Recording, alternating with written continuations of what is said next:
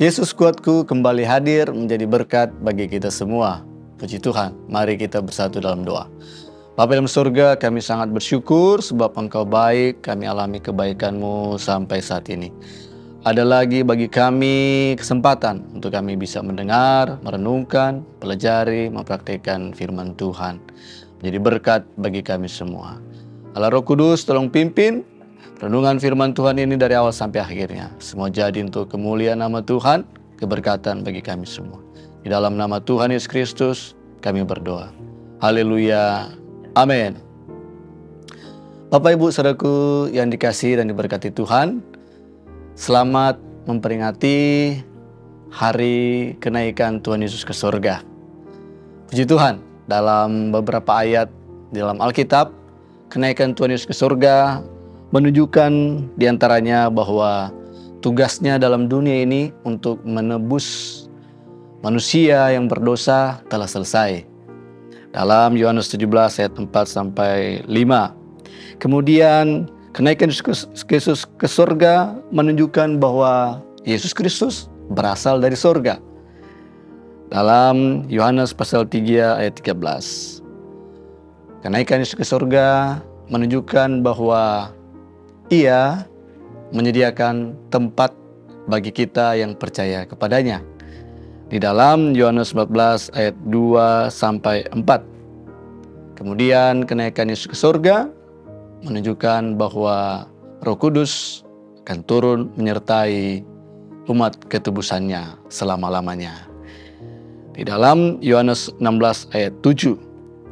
Dan yang terakhir, bahwa kenaikan Yesus ke surga menunjukkan bahwa kita juga yang percaya kepadanya kelak akan naik ke surga, menikmati kehidupan yang kekal bersama dengan Dia. Haleluya, puji Tuhan. Judul renungan firman Tuhan saat ini yaitu United, terambil di dalam Kisah Para Rasul 1 ayatnya yang ke-14. Demikian firman Tuhan. Mereka semua bertekun dengan sehati dalam doa bersama-sama dengan beberapa perempuan serta Maria, ibu Yesus, dan dengan saudara-saudara Yesus. Bapak Ibu saudaraku yang dikasihi Tuhan, ayat ini menjelaskan bahwa ada kesatuan di antara orang yang percaya kepada Tuhan Yesus Kristus setelah Tuhan Yesus naik ke surga. Nah, Bapak Ibu yang dikasihi Tuhan, hal ini terjadi karena mereka percaya akan perkataan Tuhan Yesus sebagaimana yang dijelaskan di ayat yang keempat. Namun bukan hanya mereka percaya, tetapi mereka menantikannya atau taat. Ayat 4 dari Kisah pasal 1 menjelaskan seperti ini. Mereka dilarang untuk meninggalkan Yerusalem. Mereka disuruh tinggal di Yerusalem, menantikan janji Bapa, yaitu tentang Roh Kudus akan dicurahkan. Haleluya. Kesatuan yang terjadi saat itu adalah mereka semua bertekun dengan sehati dalam doa. Mereka bukan saja bertemu secara fisik, bersatu dalam kesatuan yang terdiri dari laki-laki dan perempuan dan lain sebagainya. Namun yang terpenting di sini akan kita lihat, mereka bersatu, bersehati di dalam doa. Mereka tidak hanya berdoa secara individual, secara masing-masing pribadi, namun mereka juga berdoa secara bersama-sama sebagai suatu kesatuan, sebagai suatu komunitas. Mereka sama-sama percaya, rindu, dan siap menerima janji Allah, yaitu dibaptis dengan Roh Kudus.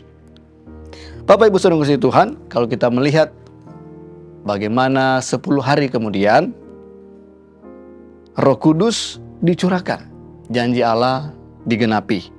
Mereka semua yang percaya, yang menanti-nantikan, atau dengan kata lain yang taat untuk tidak meninggalkan Yerusalem, mereka harus tinggal di Yerusalem sampai janji Bapa itu terpenuhi. Mereka semua mengalami baptisan Roh Kudus, atau mengalami bagaimana Roh Kudus memenuhi kehidupan mereka. Bapak Ibu yang dikasihi Tuhan, hari ini adalah hari yang tepat untuk kita dapat bertekun dengan sehati di dalam doa.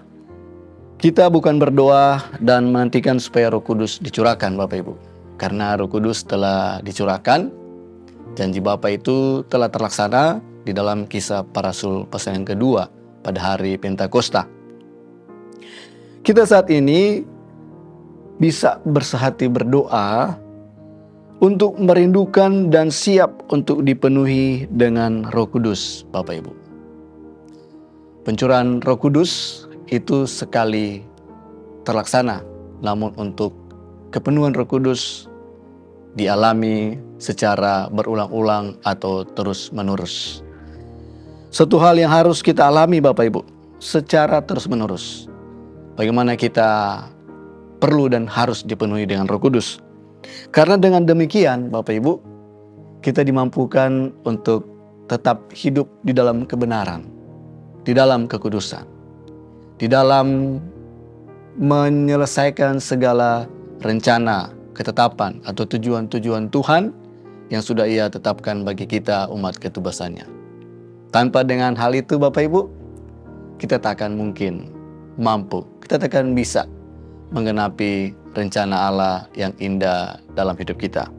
Bapak Ibu Saudara kasih Tuhan, di antaranya janji Tuhan atau tujuan Tuhan bagaimana umat Tuhan dirancangkan supaya Roh Kudus memenuhi, menyertai selama-lamanya, agar supaya mereka dapat mengemban tugas yang mulia yang sudah dirancangkan Tuhan, yaitu untuk menjadi saksi bagi banyak orang.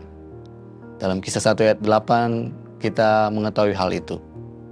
Kamu akan menerima kuasa kalau Roh Kudus turun atas kamu, dan kamu akan menjadi saksiku mulai dari Yerusalem dan seterusnya. Mulai dari keluarga kita, Bapak Ibu, orang-orang yang terdekat dengan kita, dimulai juga dengan lingkungan kita, di gereja mungkin, dalam bermasyarakat, tempat pekerjaan, pemerintah, dalam bangsa kita, bahkan sampai kepada bangsa-bangsa. Puji Tuhan, Bapak Ibu yang dikasihi Tuhan. Di gereja kita mulai sebentar malam akan dimulai ibadah doa 10 hari untuk mencari kepenuhan Roh Kudus.